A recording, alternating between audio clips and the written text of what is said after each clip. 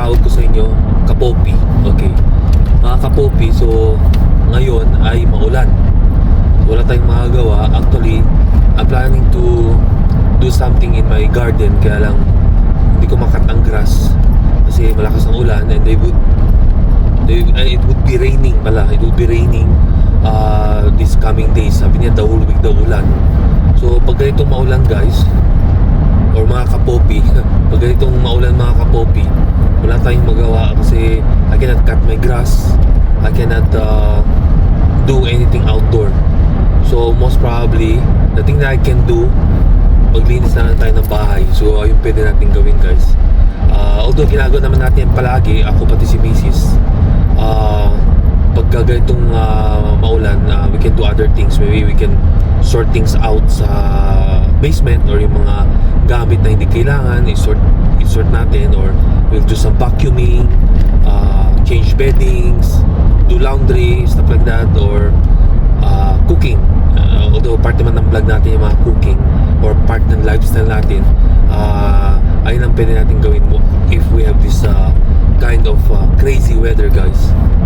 So mga kapopi, gagawin ko ngayon, since I work 5 days in a row, actually may mga shifts ako na doubles, so this is my time to rest. Hindi ako pick up ng shift for the whole week. Chillax lang tayo, and I'll just stick on my full time. Hindi mo na ako pick up ngayon kasi nakapagod din guys. Kaya later on, maybe we'll just go to the mall and do some not shopping, may nilang bibilhin, tapos kain na ng konti para ma-balance lang guys. Kasi if you work a lot and then hindi mo binabalance ang sarili mo, then magkakaroon ka dyan ng mental health issue. Kaya para sa akin, if you work, dapat mayroong yung kakibat guys na relaxation, or do something that would help you improve your mental health. Either kumain ka sa labas, do some shopping, or kahit hindi mag-shopping, maglakad-lakad sa park.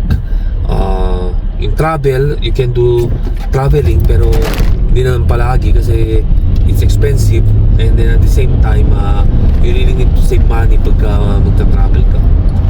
So nakikita nyo guys, ganito ang ating weather ngayon, makulimlim, and then the weather is just 10 degrees Celsius. Dito po yan sa St. Albert or Edmonton, kasi magkalapit naman St. Albert at Edmonton.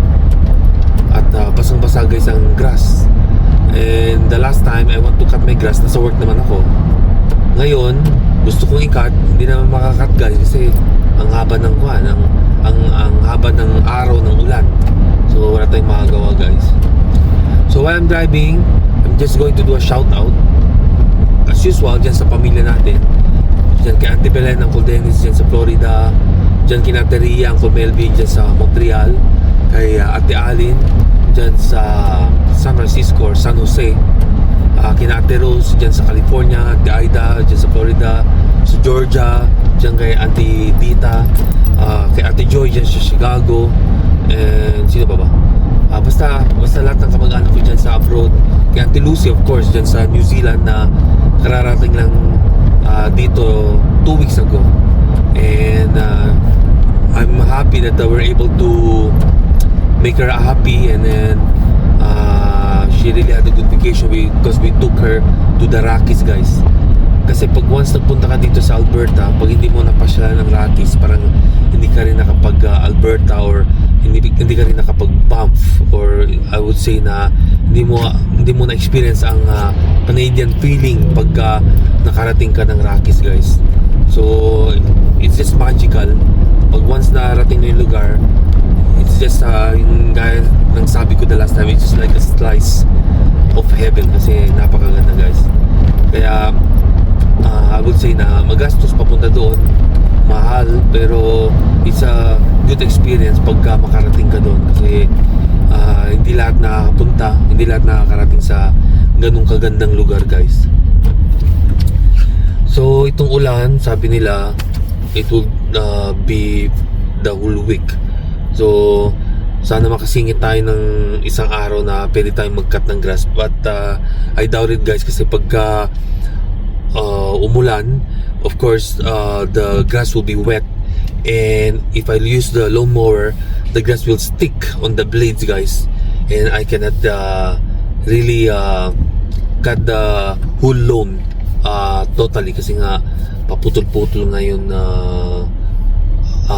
cut ng grass natin, or the continuity pag naglo-lawnmower tayo guys. So indoor muna tayo, and of course tomorrow I'm off. At least I'll have a good rest. Tonight I'm working, but it's okay. I really don't mind working nighttime because it's not that bad if I work nights.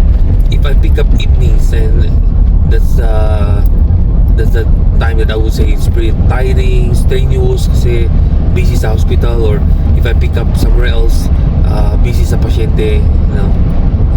Alam niyo na pag long-term care, mabigat yan guys, kasi that's the last part or last stage of this elderly people guys. So marami sa kanila nagtutumba, nabalian, nagkakasakit, and some of them or most of them, since it's a long term, doon na rin yung palliative stage nila hanggang matuluyan na sila dun sa facility guys. So if you have any question about facilities, what's the difference between long-term care, assisted living, ayan, I can share guys, because I've been doing this job for 20 years.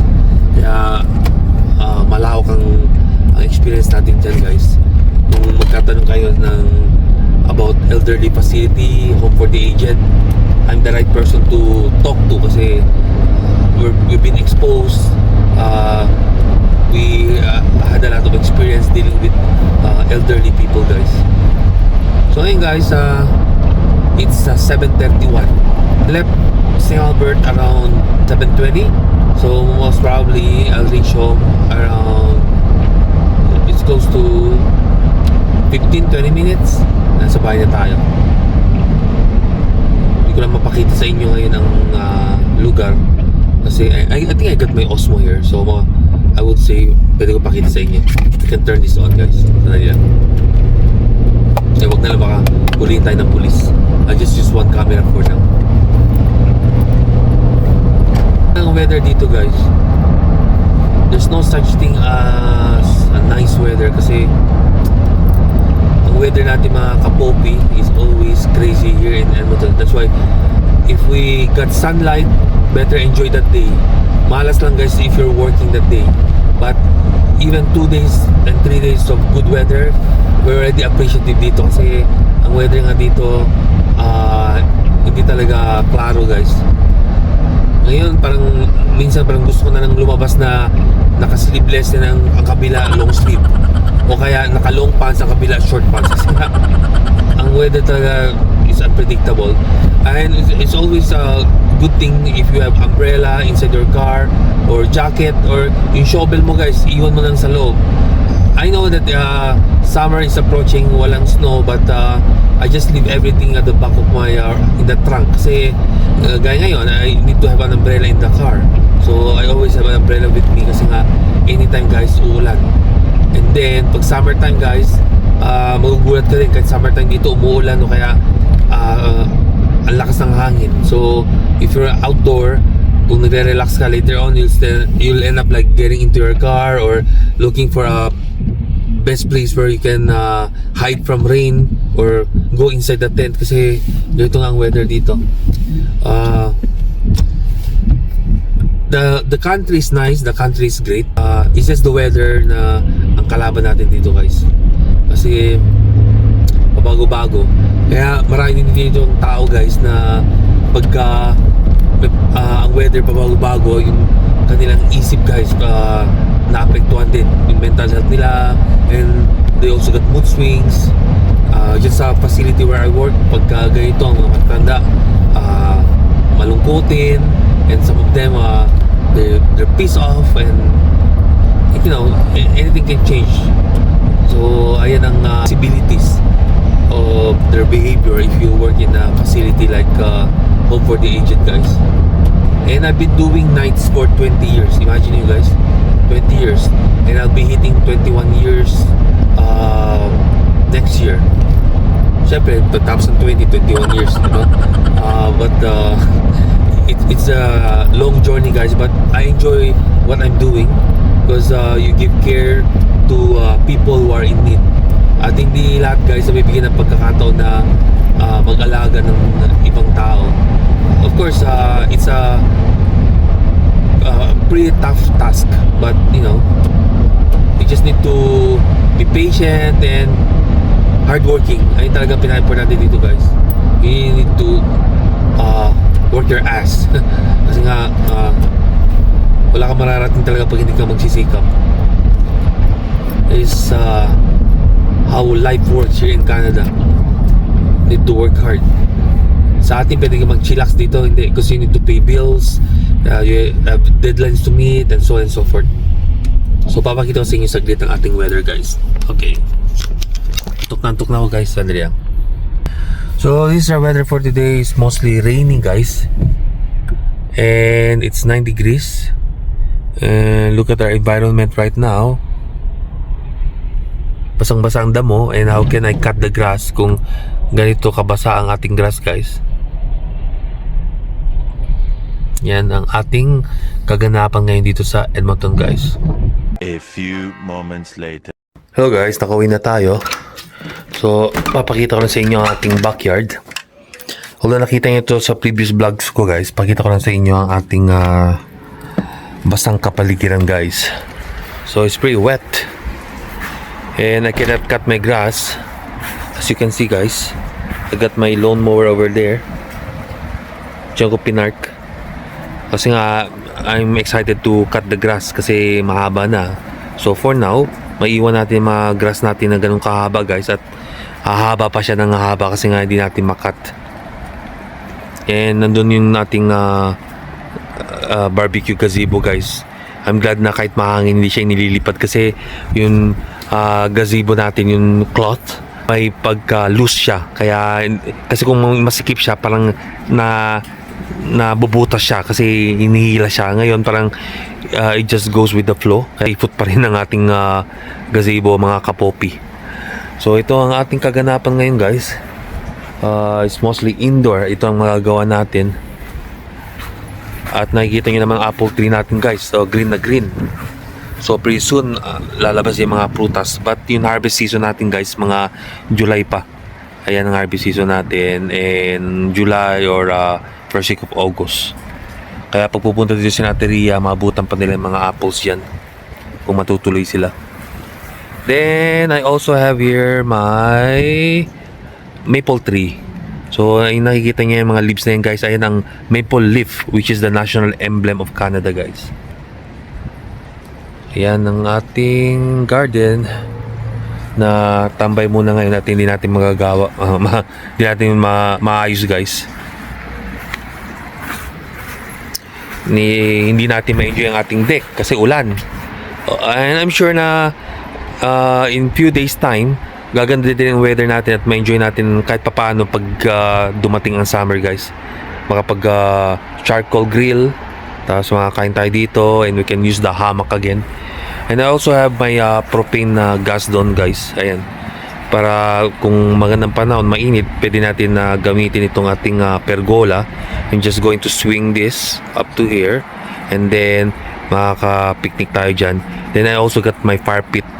May fire pit ako nandun. Actually, nandun sa likod ng ating lawnmower. Para pag malamig, guys, we can just turn it on. It's connected to propane. So it's fire pit, propane or propane fire pit ay magagamit natin yan, guys.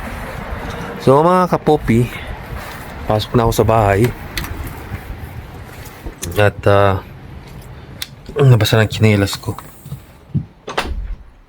So, hanggang dito na lang mga kapopi at magpapaalam na ako kasi kailangan ko pa matulog. And ayun na lang muna mga gawin natin. It's nice talking to you, guys. Don't forget to like, subscribe, comment, and hit the notification bell button of my vlogs, guys. At the next time, watch my vlog, Prince Poppy, mga kapopi. Okay, bye-bye and peace out, guys.